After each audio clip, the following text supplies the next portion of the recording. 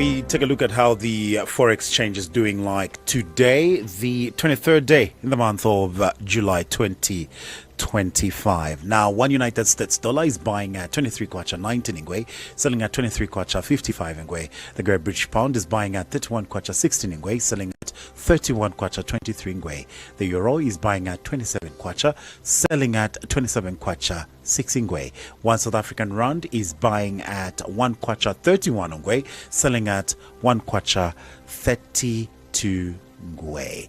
Now we take a look at some of the business stories that we have on today's business snapshot, and obviously trying to see if at all there's anything that has changed. Now, the Millers Association of Zambia, MAS President Andrew Chintala, is urging all markets, or market players rather, who are accessing maize to affordable, who are accessing maize at affordable price, to also pass on the benefit to the farmers and consumers. Now, meanwhile, Chintala says the association project to buy over 1.8 million metric tons of maize for the season in order to supply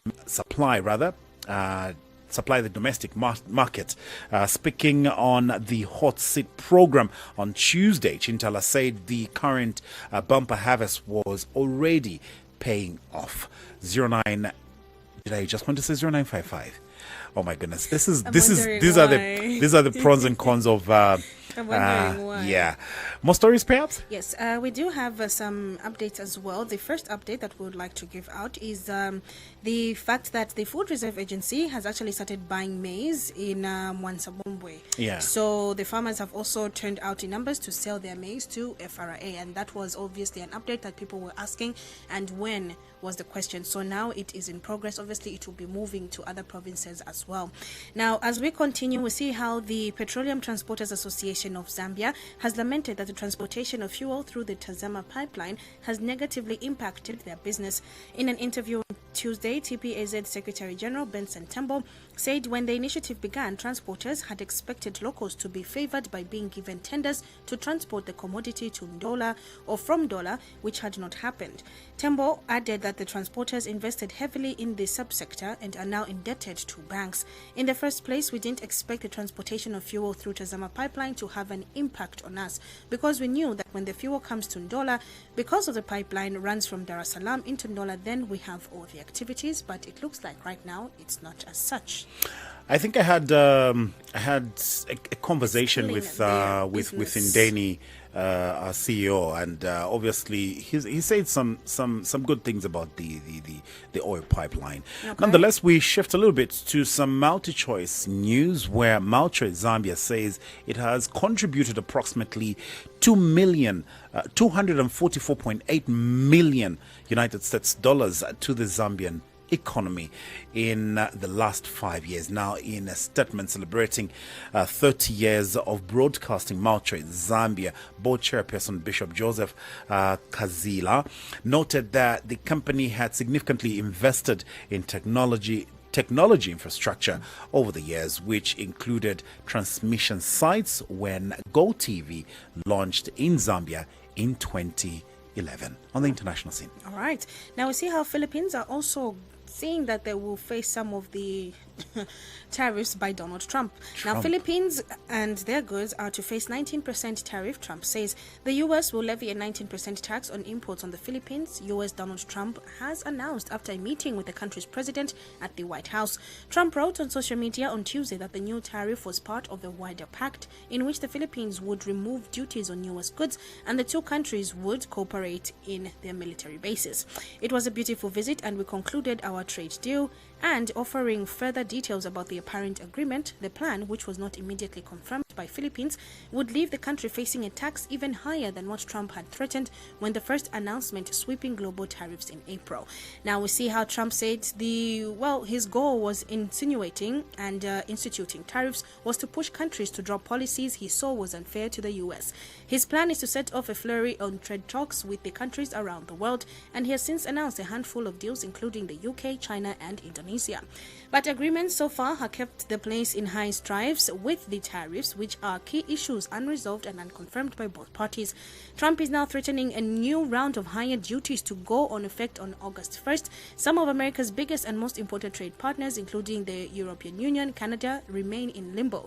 As hopes of the deals are dimming, we're seeing how officials in Europe are increasingly rallying around the plans of potential retaliation. And, well, we see that the Americans' objectives are multiple. They change over time.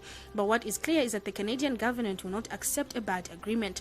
The objective is not to have an agreement at any cost. Now, Trump's tariff plans sparked widespread financial turmoil when he announced them originally in April, putting forward the plans that would leave the U.S. with the highest duties since the early 1900s. He subsequently suspended some of the plan's most aggressive measures while leaving in place a universal 10% tariffs on most goods and separately hitting certain items such as cars, copper, steel, and aluminium with higher duties. Well, and if you were to analyze this story that Coco has read really, really well, I think if you look at the 19% tariff imposed on the Philippines, yeah. And then he's saying this will speak to no tariffs on goods getting into the Philippines from America. Yes. And it's I vice might versa. not be a But business analyst, but so now we have to wait because And it he's saying says- that this is also going to be pushed to Africa, and some of the countries which are already on an economic crunch are Trump. still going to really be struggling if these tariffs are really imposed, especially on Africa. You know, some of these countries are just reviving from any of the economic hardships. What if these world tariffs are imposed? What's going to if happen? I was to find myself in front of Donald Trump and asking these questions, obviously it would be a massacre. He will murder me. He will go like, Because which you country are you want from? ish. You want can't to see. speak But the English. goodness is that this is why the UK, I'm thinking this is why the UK are also saying that they are not really going to take it as a threat or even seriously, because we're seeing how from April he has been changing dates because he's not getting the negotiated deal that he wants, right? wants, Yes. yeah. So we still see, I mean, August 1st is like what, next week?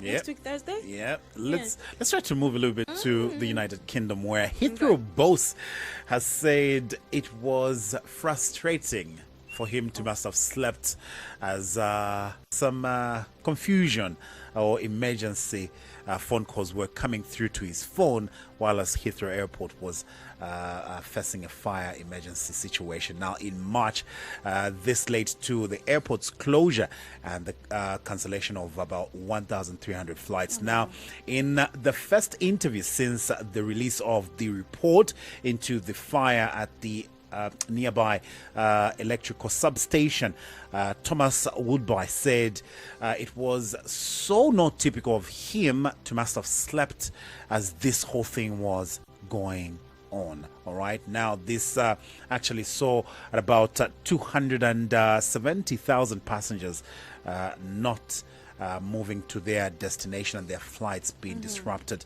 due to this fire. Now, this has come as a lot of questions obviously were asked to say, okay, so if this man was asleep on duty, but he says, you know, this is so not typical of me.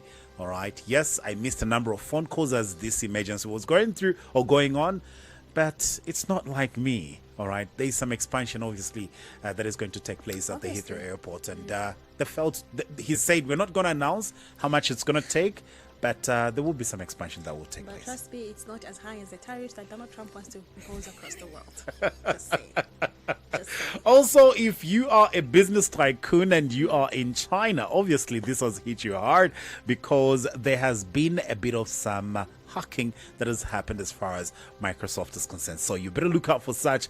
And some companies have been mentioned, some tycoons have been mentioned, and the fame itself, the data giant fame, or should I say the tech fame, has actually said a number of them they were targeting business tycoons just to get their data off their SharePoint servers. So we get to track this story and follow it closely. And should we say? First, there was a time when passwords were leaked online, people's passwords, You and now they're understand? getting to business tycoons. All I'm saying is, if you're going to hack accounts of business tycoons, make sure you clear everyone's debt off and make sure that everyone's student loan are paid. So, just saying. Let's make the world great again. Student loans?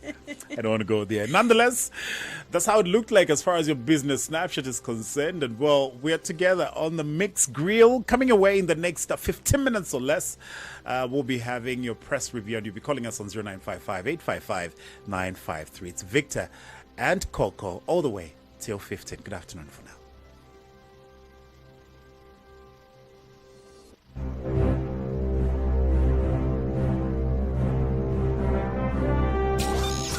The Business Snapshot on 88.5 Sun FM. Playing the best hits of today.